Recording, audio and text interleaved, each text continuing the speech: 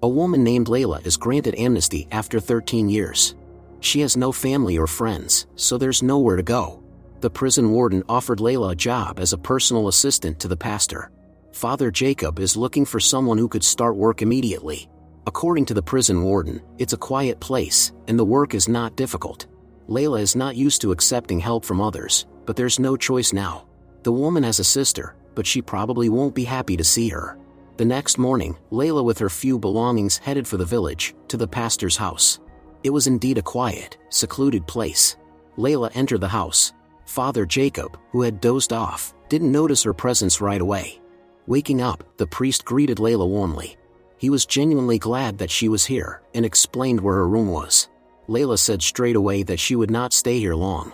Father Jacob explained her job. The fact is the priest is blind, so he needs someone to read the letters from the parishioners and reply to it. Father Jacob kindly offered Leila tea. She was not used to someone treating her well.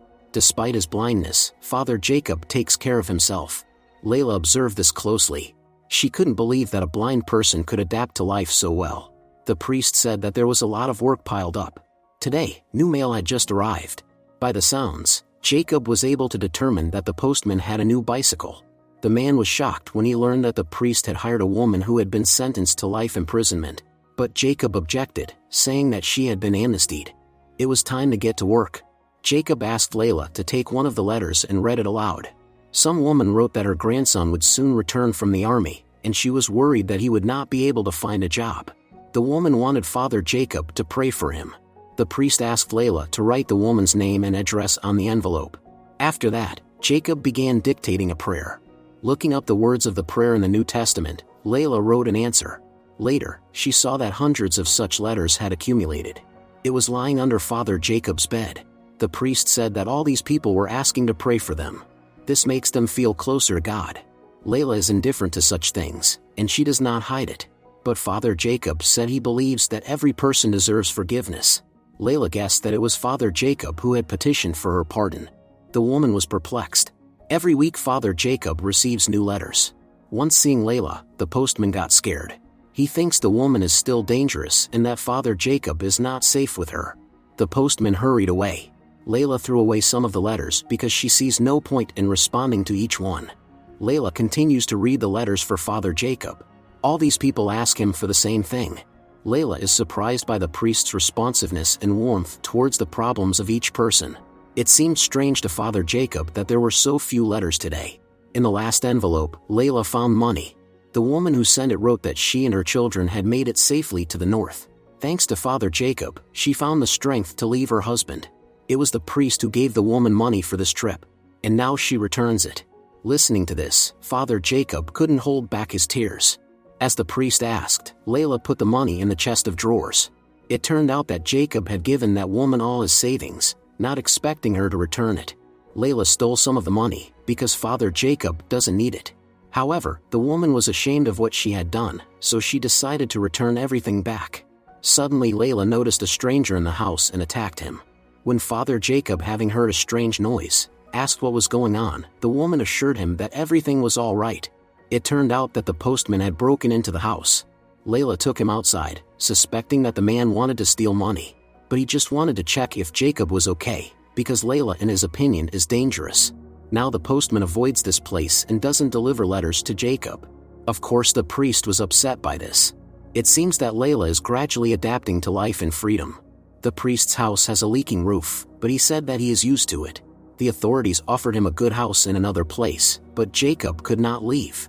He is not sure that the letters will find their way to him. The postman still does not bring letters.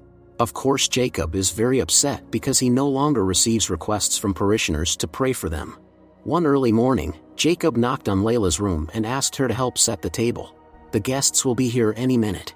The best tea set and silverware are on the table. According to Jacob, there will be a very important service today, so he needs to go to church. Leila followed him. There was no one in the church yet, but the priest assured that a wedding ceremony would take place here today, so he has to prepare for the arrival of the newlyweds. Asking Leila to leave him, Jacob began to pray. At this time Leila was outside. Some time passed, but no one came. Jacob cannot hold back tears and resentment. He He has devoted his whole life to helping people, but he has received no thanks in return. When Leila entered the church, Jacob was praying. Despite the fact that the bride and groom never arrived, the priest wants to pray for them. Jacob also confessed that he has carried a Bible with him since childhood. He has always been blind, but he asked other people to read the Bible for him. This is how he learned all the prayers and was able to preach. Jacob always believed that this was his mission, but now he doubts it, as he no longer receives letters. Leila understood that it was important for Father Jacob to save someone, but she doesn't want to be an object of his charity. The woman refused to help the priest get home and simply left. Jacob was left alone in the church. It was bitter for him to realize that no one needed him. In the meantime, Leila returned home, packed her things, then took the phone and called a taxi. Leila intends to leave forever, but she has no money. Then she decided to steal some money from the priest. At that moment she saw a photograph of young Jacob. The priest is still in the church. He was completely helpless in the face of the situation. It turns out that many people don't need either forgiveness or salvation, each of them lives on their own. After drinking from the communion cup, Jacob simply lay down on the floor, while the cab pulled up to his house. When the driver asked where to go, Leila didn't know what to answer. She really had nowhere to go, so she was forced to stay here. Seeing no way out of the situation, Leila intended to voluntarily leave life. A storm and rain began. Jacob woke up to drops falling on his face. Luckily he got home in time to save Leila from doing something rash. The next day, Leila met the postman on the street, who tried to run away from her. But Leila took his bicycle and tried to find Jacob's letters.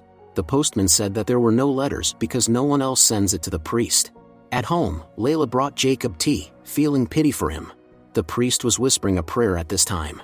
Realizing that Leila was open to conversation, he said that for many years he thought he was answering all these letters for the Lord. But now Jacob realized that he did this primarily for himself. It made him feel his importance. Later, Leila tried to retrieve those discarded letters from the well, but to no avail. At this point the postman arrived. There were still no letters for Jacob, but he gave Leila a magazine as if it was letters.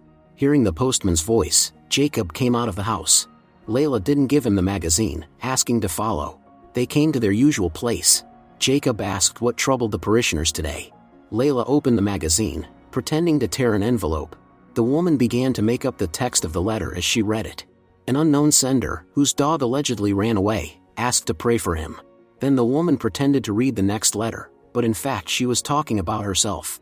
Leila's mother was not a very good person, but the older sister always protected Leila.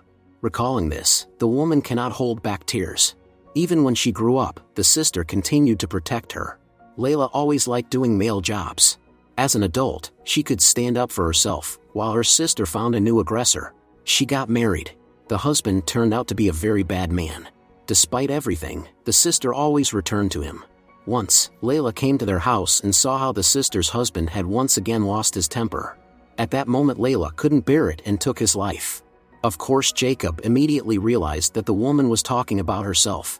Leila just wanted a better fate for her sister, but in the end she ruined her life. And now she wonders if people like her are worthy of forgiveness. Jacob told Leila that he wanted to show her something and brought several letters. It turned out that it was not Jacob who had filed for Leila's pardon, but her sister. She wrote letters to the priest over and over again, asking for help. Jacob went to make tea while Leila with tears in her eyes read the letters. All these years, Lisa tried to meet with Leila in prison, but she did not want to see her, feeling guilty. Lisa wanted only one thing, to be sure that her sister was okay. Returning home, Leila found Jacob lifeless. He had passed away, but he fulfilled his purpose. Jacob saved someone who really needed it. Now there's nothing holding Leila here. She plans to find her sister. Don't forget to subscribe to our channel not to miss more exciting new products. Also, the authors will be pleased if you leave your opinion in the comments.